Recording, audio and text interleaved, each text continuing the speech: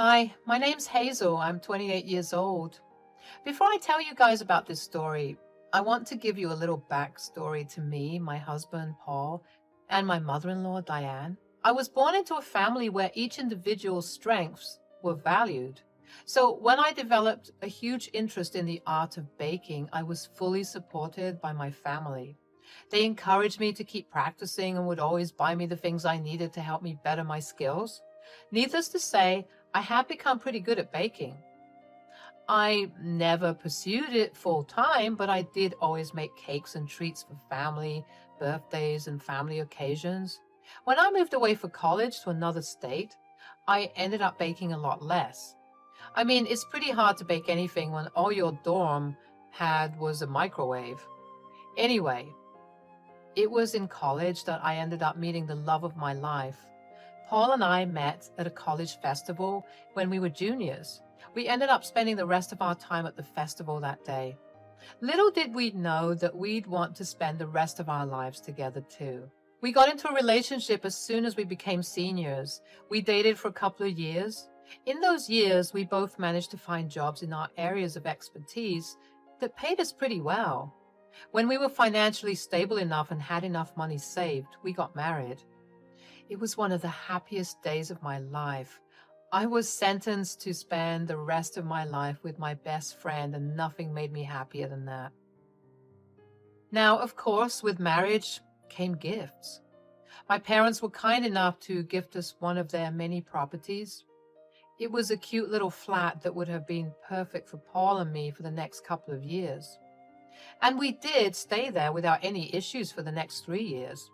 Having our own little place that was fully furnished helped me get back into baking. It started out small, with me just making some cupcakes and cake pops, but as family events kept coming, I kept making more desserts and treats. Pretty soon, I started receiving orders from family and some of their friends every month. It got to a point where I was struggling to juggle work and my little side business. I remember when I was really stressed, I talked to Paul about it. Lately, I've been struggling to balance my job and my little baking business. It's getting overwhelming, and I don't know how to handle it all. Oh, sweetheart, I'm here for you. Tell me everything. We'll figure this out together. I just feel like I'm running out of time and energy. My baking orders are increasing, and I want to give it my all, but work keeps demanding so much from me, too. I get it. I believe in your talent, and I know how passionate you are about baking.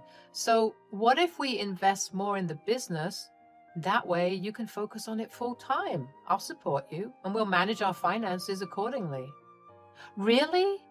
You do that for me? But what about your savings and financial security? Don't worry about that. Your happiness and success mean everything to me. I want to see you thrive, and I'll do whatever it takes to make it happen. We're a team, and together we'll make it work. It felt great to have my husband support me so much. I knew that jumping into baking and making goods from my nice, stable job was a huge risk, but I wasn't alone in taking that risk. Even though I had a lot of doubts swirling in my mind, I knew that I wasn't doing this alone. Having Paul by my side made everything seem less scary. So Paul invested the most into my business, and obviously he held the most of the shares. The other investors were my brother and my father. They held minor shares. It felt good to have people believe in me when I was practically shaking at the thought of doing something so risky. Over the next 2 years, my business collected a lot of attention. I was smart enough to start marketing my company on the internet.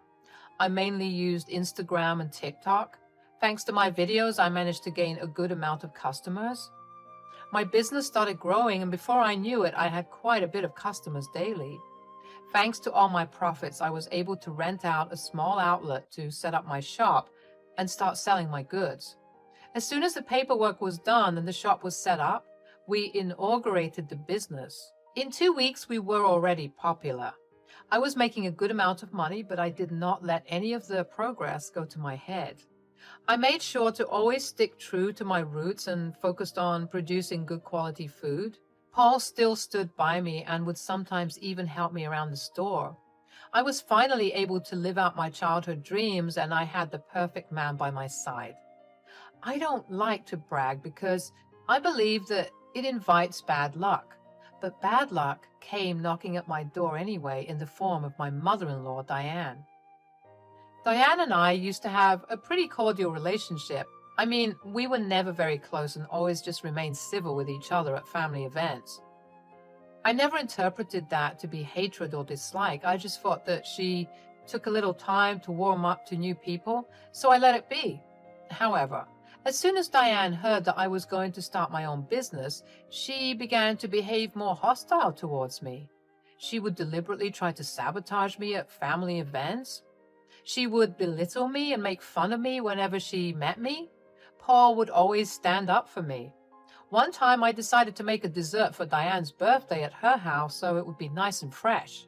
However, for the split second that I looked away from the dessert, Diane entered the kitchen and added a handful of salt to the dessert. I hadn't known about it until I saw people physically gagging and throwing up the dessert. I felt horrified as I wondered what had possibly gone wrong, so I tried it too. I tasted the salt immediately and threw it out. I wanted to cry. Diane made sure to make a big scene about it too. She kept saying that this is why I shouldn't even be popular. I apologized to her profusely, but she refused to listen and kept telling everyone that I had purposely tried to sabotage her birthday. I almost left in tears, but then one of Paul's nephews spoke up. He was just a little boy of 6 years. He innocently told Diane that she was lying because he saw her put a lot of salt in the dish when I wasn't looking. Everyone looked at Diane in confusion, and Diane tried to nervously laugh it off and say that he was just a kid who was saying anything. But then the little boy started screaming that he wasn't lying and that he had seen Diane pour the salt in and stir the dessert up. I was shocked at Diane's actions. I realized then the extent that she would go to just embarrass me and put me down. Now, instead of humiliation, I felt anger. But before I could say anything, Paul approached his mother. His face was red with anger. "What's your problem with Hazel? Why do you keep trying to sabotage her and put her down?" "Oh, you're making a big deal out of nothing. She's just a simple girl with a little baking hobby. She shouldn't be as popular as she is." "She's not just a simple girl with a hobby. Hazel is talented and hardworking. She's built her business from the ground up, and it's successful because she's amazing at what she does. I'm proud of her, and you should be too." "Proud of what? That she can put together flour, eggs, and sugar? Please." "Look, if you ever disrespect my wife like that ever again, I will never speak to you." "I'll make you see why she's the wrong choice for you. Just wait and see." I was beyond upset and angry. Paul grabbed my hand and we left the party hand in hand. The ride back home was silent. I struggled to keep my tears in, but a couple slipped down my cheeks every couple of minutes. When we got back home, I cried into Paul's arms. I asked him what I had done to upset Diane so much. Paul assured me that I hadn't done anything wrong. He told me that his mother was just jealous of me. I told him that if she wanted, I could give her a role in my company, if that's what she wanted. Paul strictly told me not to do that because that would mean that I would leave something important in the hands of someone who wanted my business to fall. I shed because I knew that Paul had exhausted all his savings into this business. But I just wanted to do something to get Diane to like me, or even just treat me with a little respect. Paul told me to never stoop so low as to get someone like his mother to respect me. He told me that I shouldn't have to do so much for her to treat me like a human being. He told me that if she pulled one more stunt, he would cut her off. I realized that what Paul was saying was true. I shouldn't have to work so hard for the respect that everyone deserves, regardless of status or gender. I knew that I wasn't going to let Diane or her actions affect me anymore. I mean, I had thousands of people praising my work, for God's sake. Why should I let her opinions of me change how I see myself and my work? I thanked Paul for his support and gave him the biggest hug. Later on that night, we heard from Paul's sister, the one whose nephew spoke up for me. She told him that their mother had called her and yelled at her for not keeping her son in check. She demanded an apology from his sister. Paul was enraged and couldn't believe his mother's audacity. His sister told him that she hadn't apologized, nor did she berate her son for speaking the truth. Paul told her that she did the right thing. After he cut the call, we decided that we would buy his nephew a little present for his good deed. The next day, I took a day off from work. I decided to buy Drew a present and spent the day with him. I picked up a Lego set that I knew he'd been wanting for a while and also some snacks. We spent the day playing around and eating a boatload of snacks. He loved the present, and we also spent some time assembling the Lego. What I'm trying to say is that I spent the entire day away from my phone because I was too wrapped up in spending time with Drew. At around 7 p.m., just as I was leaving Drew's sister's place, Paul called me. "Babe, have you checked your social media? There's something going on." "No, I haven't. What's happening?" "A bunch of people on Instagram and TikTok are complaining about your business. They're saying terrible things about the service and the prices, and even accusing you of reselling grocery store confectionery." "What? I can't believe this. Why would anyone spread such lies?" "I don't know, but we can't let the haters win. It's time to address this and set the record straight." "You're right. I'm just scared that all the hard work we put into the business will be ruined by these rumors." "We won't let that happen. We'll respond to each of these claims, show them the truth, and defend your reputation. You have a loyal customer base who knows your dedication and talent. We'll get through this together." "Thank you, Paul. Your support means the world to me. I won't let these rumors bring us down. Let's fight back and show them the real story behind the business." "That's the spirit. I believe in you, and together we'll overcome the challenge." I drove home with a lot of plans brewing in my mind. I needed to figure out how to address the situation in the best way and reassure my customers that all the allegations and rumors were fake.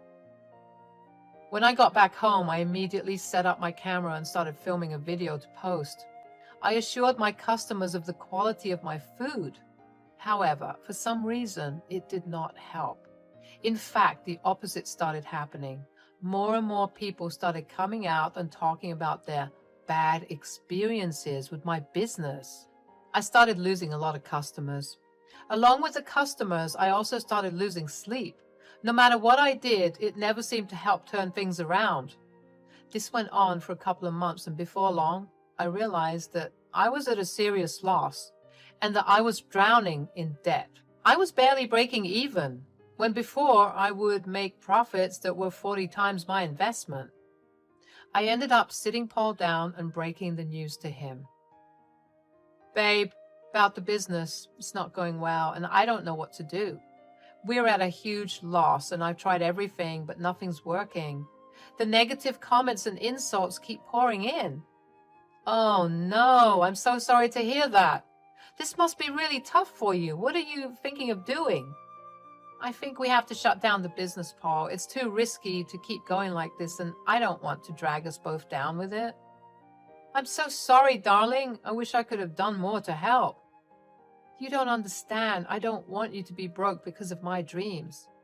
"It's not just your dreams, baby. It's our dreams. We're a team, and I'll always stand by you no matter what. Money comes and goes, but our love and support for each other will remain. We'll find a way to get through this together." I couldn't believe how selfless Paul was. I always knew that I was lucky to have him, but this lucky? I never thought I would find someone as amazing as Paul, and I told him as much.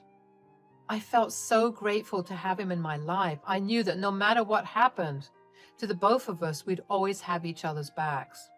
Over the next few weeks, we began the painful process of shutting down the business, selling off the outlet, and paying off our employees and investors. It hurt to do all of that because it was essentially me setting fire to everything I had worked so hard to build. Paul was super helpful during the entire thing. He made sure that I was okay and kept me from spiraling into depression. By the time we were done wrapping up the official paperwork, it was time to celebrate Paul's birthday. However, considering how we just lost a lot of money, Paul decided that he didn't want a big celebration or a celebration at all. I tried to convince him, but he just wouldn't budge. I couldn't help but let it go. I wanted him to have a good time. I wanted to properly celebrate him, especially because he had just gone through a very hard time too. But it would be insensitive of me to go against his wish for his big day, you know? Anyways, while I was accepting, his mother, Diane, didn't. She came over to our place the night before Paul's birthday and asked him why he wasn't celebrating it like he always did. Paul, why aren't you celebrating your birthday like you always do? My business didn't go well, so I don't feel like celebrating. Oh, come on, it's not a big deal. You shouldn't be upset about it. What do you mean? Why would you say that? Well, I may have had something to do with your business's failure. I hired people to spread fake comments and rumors about Hazel's business. Are you serious? Why would you do that? I just couldn't stand the fact that your wife was more successful than you. It's embarrassing for me to admit to my friends that she's doing better than my own son.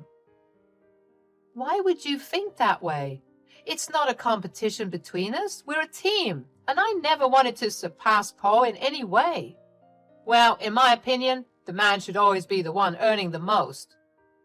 That's an outdated and unfair view. Paul has been my biggest supporter and investor in the business. We work together, and I value him immensely. I didn't care about all that. I never bothered to ask how you started the business because I don't care enough for you. It's hurtful to hear that, but I believe you should respect me as your son's wife. Your actions have hurt Paul too. Oh, what? Did he cry because his wife was crying? That's pathetic. That's why I'm here to straighten you guys out. If you had a big enough brain to be a little open-minded, you'd realize that there was something deeper other than Paul caring for me. What do you mean? Your son invested all his savings so I could live my dreams. Your selfish and cruel actions have left Paul broke, which is why he'd rather not celebrate. I'm sorry, Paul. We don't need your apologies. Leave our home. Get out! You ruined my birthday with your selfish and toxic behavior. I can't believe you thought that it was okay to do that and brag about it to me. You're a horrible, horrible person, and I hope the worst for you. Paul, please. No, enough is enough. Goodbye, Diane. I felt no remorse for the way we made Diane feel. She ruined everything because of her ancient ideologies and toxic thought processes. I wanted her to feel the pain of losing something she loved. Paul felt the same way. He couldn't believe that his mother would go to such lengths to hurt his wife. He wanted nothing more to do with her. I can't believe what my mother did to you. I want her out of our lives for good. Thanks for standing up for me. I never expected her to go that far. It's the right thing to do. We'll rebuild and make sure nothing like this happens again. I promise to protect you and our dreams. You're incredible. I'm so grateful for your unwavering support. We'll get back on our feet stronger than ever. We'll hire a PR team and a lawyer to safeguard our business and reputation. With you by my side, I know we can face anything. I love you, baby. I love you too, darling. As time passed, we slowly got back on our feet. It was a very slow and difficult time. We had gotten too used to enjoying a lot of comfortable things. We had to give them all up so we could finally start saving. It was very hard to adjust initially, but we found a way to adjust for now. As for Diane, I have no idea what she's doing. Paul and I made sure to inform everyone about what she had done. Needless to say that the entire family on both mine and Paul's side were more than angry at her. She decided to lay low and avoid contact with any of us. I know it was difficult for Paul to cut off his own mother, but he stood firm in his decision. He also took amazing care of me and still hyped me whenever I felt too down about everything that happened.